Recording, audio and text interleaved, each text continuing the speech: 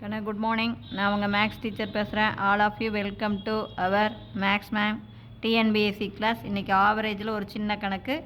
The ages of Sameer and Tanuj are in the ratio 8:15. அதாவது சமீரும் தனுஜுடைய age வந்து என்ன விகிதத்தில் இருக்குதுன்னா 8:15 அப்படிங்கிற விகிதத்தில் இருக்குது.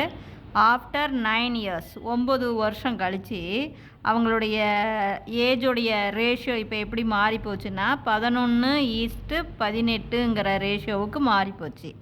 What is the difference between their ages? அப்போ அவங்க ஏஜோடைய டிஃப்ரென்ஸு வந்து என்ன வரும் அப்படிங்கிறாங்க.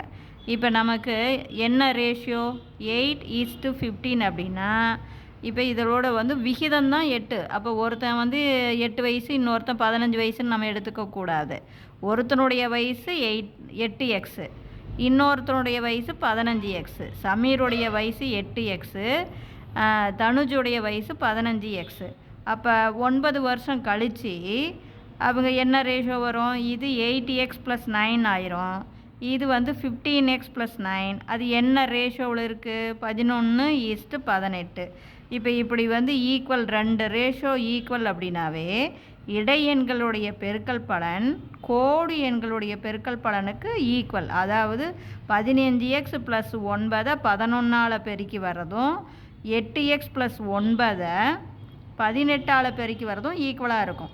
அப்போ 11 எடுத்து 15x + 9 பெருக்கணும். அப்போ இங்கே பெருக்கும்போது 165x + 9 11 99. அதே மாதிரி 18 போய் 8xஐ பெருக்குனா 144x + 9 18 162. இப்போ எக்ஸெல்லாம் ஒரு பக்கம் கொண்டாந்துடலாம். 165xல் இந்த 144x இந்தாண்ட வந்தால் மைனஸ் ஆகி கழிச்சோம்னா 21x. அதே மாதிரி 162 இந்த +99 அந்தாண்ட போச்சுன்னா -99 கழிச்சு போட்டிங்கன்னா 63. 21 63ல் 3 தரம் இருக்கும். அப்போ x = 3.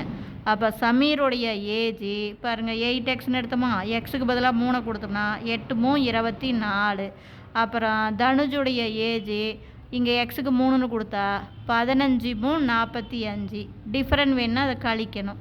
45ல் 24 போச்சுன்னா 21. புரியுதுங்களா? அப்போ தேர்ஃபோர் தேர் ஏஜ் டிஃப்ரென்ஸ் வந்து 21. இதில் சிம்பிள் மெத்தடு.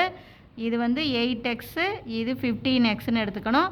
9 வருஷம் கழிச்சு அப்படிங்கும்போது 8x + 9, இது 15x + 9 = 11:18. இவ்வளவு தான். புரிஞ்சுதா? Wish you all the best.